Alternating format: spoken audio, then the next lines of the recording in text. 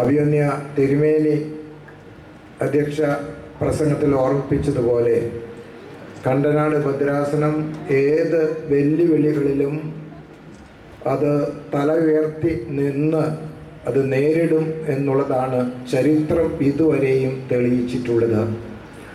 മനുഷ്യജീവിതം എന്നും വെല്ലുവിളികൾ നിറഞ്ഞതാണ്. വെല്ലുവിളികൾ കൂടാതെ മനുഷ്യജീവിതം ഒരിക്കലും ഭൂമിയിൽ സാധ്യമല്ല. വെല്ലുവിളികൾ ഉണ്ടാകുന്നതിലല്ല, വെല്ലുവിളികൾ എങ്ങനെ നേരിടുന്നു എന്നതിലാണ് ഓരോ മനുഷ്യ മനസ്സിൻ്റെയും വ്യക്തിത്വത്തെ അളന്ന് കുറിക്കാനുള്ള മാനദണ്ഡം.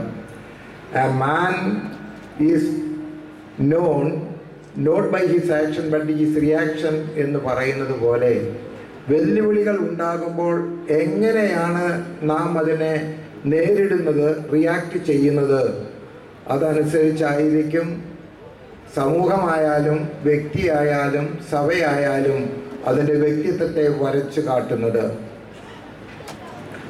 1498 ഭാരതത്തിലേക്ക് അഥവാ കേരളത്തിലേക്ക് വിദേശ രാജ്യത്തു നിന്ന് ഒരു വ്യാപാരി കടന്നു വന്നു. അദ്ദേഹം വ്യാപാരം ചെയ്യാനാണ് ഇവിടെ വന്നത് എന്ന് ചരിത്രം പറയുന്നുണ്ടെങ്കിലും വ്യാപാരത്തേക്കാൾ അപ്പുറമായി ചില നിഗൂഢ ലക്ഷ്യങ്ങൾ അദ്ദേഹത്തിനുണ്ടായിരുന്നു.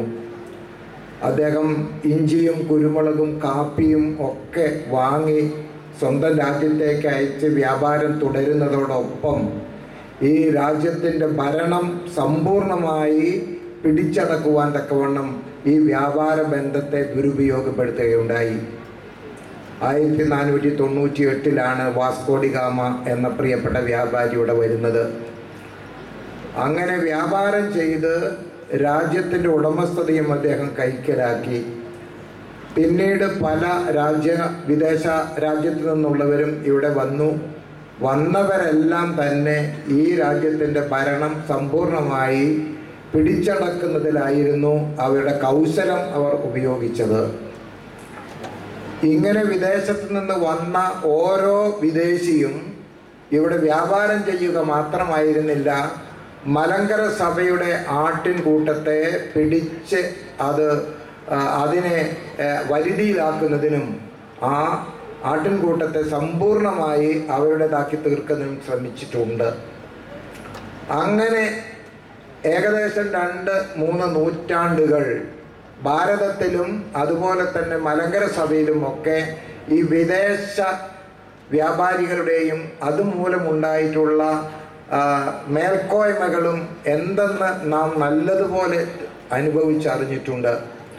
രാജ്യത്തിൻ്റെ ഭരണം പിന്നീട് മഹാത്മാഗാന്ധിയെ പോലെയുള്ള സാത്വിക നേതാക്കന്മാരെ ഏറെ കഷ്ടതകൾ അനുഭവിച്ച് ക്ഷമയുടെ നെല്ലിപ്പലക കണ്ട് അത് തിരിച്ചെടുക്കുകയുണ്ടായി. മലങ്കര സഭ 1947 മുൻപ് തന്നെ 1912 ഈ സഭയുടെ സ്വാതന്ത്ര്യം നേടിയെടുത്തു. ഒരുപാട് കഷ്ടപ്പാടുകൾ അനുഭവിച്ചിട്ട് തന്നെയാണ്. അപ്പോൾ പരിശുദ്ധ മാർത്തോമാ ശ്ലീഹായുടെ ഒരു ആട്ടിൻകൂട്ടം ഇവിടെ ഉണ്ട്. ആ ആട്ടിൻകൂട്ടത്തെ നശിപ്പിക്കുവാൻ വിദേശ രാജ്യത്ത് നിന്ന് എപ്പോഴും പലരും വന്ന് നോക്കിയിട്ടുണ്ട്. അവരെ കുറേയൊക്കെ ഇതിൽ നിന്ന് ആട്ടിൻപറ്റത്തെ ചെറുതായിട്ടൊക്കെ അടർത്തിയെടുക്കുകയും ചെയ്തിട്ടുണ്ട്. ഇന്നും പരിശുദ്ധ മാർത്തോമാ ശ്ലീഹായുടെ ആട്ടിൻകൂട്ടം അടിപതറാതെ മലങ്കരയിൽ നിലനിൽക്കുന്നു. അതിനെ ഏത് വിദേശ ശക്തിക്കോ അല്ലെങ്കിൽ ഏത് ദുഷ്ടമൃഗങ്ങൾക്കോ അതിനെ പിടിച്ചടക്കുവാനോ കൈവശപ്പെടുത്തുവാനോ സാധിക്കയില്ല എന്ന് പറയുന്ന ഒരു സമൂഹം ഇവിടെ ഇന്നും നിലനിൽക്കുന്നു എന്നുള്ളതാണ്. അഭിമന്യ സേവേറിയസ് തിരുമേനി അതേക്കുറിച്ചൊക്കെ വളരെ വിസ്തരിച്ച് പറയുകയുണ്ടായി. 1-2 കാര്യങ്ങൾ വളരെ ദുഃഖത്തോടെ വേദനയോടെയാണ് ഞാൻ ഓർക്കുന്നത്. ഒരു നാവിൽ നിന്ന് സമാധാനം എന്ന് പറയുകയും ഏതാനും മണിക്കൂറുകൾ കഴിയുമ്പോൾ സമാധാനത്തെ തട്ടിത്തറക്കുന്ന വിധത്തിൽ സംസാരിക്കുകയും ചെയ്യുന്ന ഇരട്ട മുഖം, അങ്ങനെയുള്ള ഒരു അവസ്ഥാവിശേഷം പ്രത്യേകിച്ച് ഇപ്പോൾ ഇവിടെ കടന്നു വന്നിരിക്കുന്ന പരിശുദ്ധ പാത്രിയർക്കീസ് ബാവ തിരുമേനി ഇരട്ട മുഖമുള്ള വ്യക്തിത്വമാണെന്ന് കാണുന്നതിൽ ഞാൻ ഏറെ ദുഃഖിതനാണ്. ഒരു ഉന്നത സ്ഥാനിക്ക് അങ്ങനെ ആകാൻ ഒക്കുമോ? അതുകൊണ്ട് സമാധാനത്തിന് വേണ്ടി ഞാൻ കടന്നു വരുന്നു, സമാധാനത്തിന് വേണ്ടിയുള്ള നടപടികൾ ഞാൻ ആരംഭിക്കുന്നു എന്ന് ഒരു ദിവസം പറയുകയും അടുത്ത ദിവസം തിരുത്തി പറയുന്നു, സമാധാനമല്ല,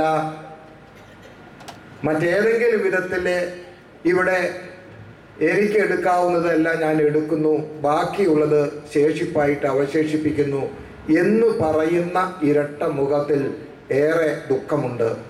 ഒരു സഭയുടെ മേലധ്യക്ഷനെ, പ്രധാന മേലധ്യക്ഷനെ അങ്ങനെ പറയുവാൻ ധൈര്യമുണ്ടായെങ്കിൽ അത് മറ്റെന്തൊക്കെയോ അദ്ദേഹത്തിൻ്റെ മനസ്സിൽ ഇപ്പോഴും മറഞ്ഞു കിടക്കുന്നുണ്ട് എന്നുള്ളതിന് തെളിവാണ്. അതുപോലെ തന്നെ ഇന്ത്യൻ ജുഡീഷ്യറിയെ വിമർശിക്കുവാൻ ഒരു വിദേശത്ത് നിന്നുന്ന ഒരു വ്യക്തിക്ക് ധൈര്യമുണ്ടാകുന്നു എന്ന് പറയുന്നതും ഈ ഭാരതത്തിനത് അപമാനകരമാണ്, നമുക്കും ഏറെ വേദനാജനകമാണ്. ഏതെങ്കിലും ഒരു രാജ്യത്ത് ചെന്ന് നമുക്ക് അവിടുത്തെ നീതിന്യായ വ്യവസ്ഥയെ വിമർശിക്കുവാൻ ധൈര്യമുണ്ടോ? ഞാൻ ഓർക്കുന്നു, ഒരിക്കൽ ഗൾഫ് രാജ്യങ്ങളിലെ ഒരു സ്ഥലത്ത് ഒരു സന്ദർശനത്തിന് ഞാൻ പോവുകയുണ്ടായി. പോയി കഴിഞ്ഞ് അവരെ ഭദ്രാസനത്തിനും സഭയ്ക്കും നൽകിയ സഹായത്തിന് ഒരു നന്ദി അറിയിക്കുന്ന ഒരു എഴുത്ത് എഴുതി. ആ എഴുത്ത് എഴുതി അവിടെ സ്റ്റാമ്പ് ഒട്ടിച്ചു. സ്റ്റാമ്പ് അവരിൽ നിന്ന് തന്നെ വാങ്ങിച്ച് ഒട്ടിച്ചു. പക്ഷേ സ്റ്റാമ്പ് ഞാൻ തന്നെ ഇത് 20-25 വർഷങ്ങൾക്ക് മുമ്പുള്ള കാര്യമാണ് ഞാൻ പറയുന്നത്. സ്റ്റാമ്പ് ഒട്ടിച്ചപ്പോൾ അവിടുത്തെ ഭരണാധികാരിയുടെ ചിത്രമുണ്ടായിരുന്ന സ്റ്റാമ്പ് ഒന്ന് തലതിരിഞ്ഞു പോയി. തലതിരിഞ്ഞപ്പോൾ ആ ഇടവക അച്ഛൻ വന്ന് എന്നോട് പറഞ്ഞു, തിരുമേനി, ആ സ്റ്റാമ്പ് തലതിരിഞ്ഞ് ഒട്ടിച്ചത് കുറ്റകരമാണ്, അതുകൊണ്ട് അങ്ങനെ ചെയ്യാൻ പാടില്ല, അതിനെ ബഹുമാനത്തോടെ വേണം ആ സ്റ്റാമ്പ് ഒട്ടിക്കാൻ എന്ന് പറഞ്ഞ് ഒട്ടിച്ച സ്റ്റാമ്പ് തിരിച്ചെടുത്ത് ഞാൻ നേരെ അതിനെ അത് കണ്ടാൽ തന്നെ ബഹുമാനത്തോടെ മറ്റുള്ളവർക്ക് തോന്നത്തക്കവണ്ണമുള്ള രീതിയിൽ ഒട്ടിച്ച് ആ താങ്ക്സ് ലെറ്റർ അയച്ചത് ഞാൻ ഓർക്കുന്നു. ഒരു വിദേശ രാജ്യത്ത് ചെന്ന് അവിടുത്തെ ഭരണാധികാരികളെയോ അവിടുത്തെ ജുഡീഷ്യൽ സിസ്റ്റത്തെയോ നമുക്ക് ആർക്കെങ്കിലും വിമർശിക്കുവാൻ കഴിയുമോ?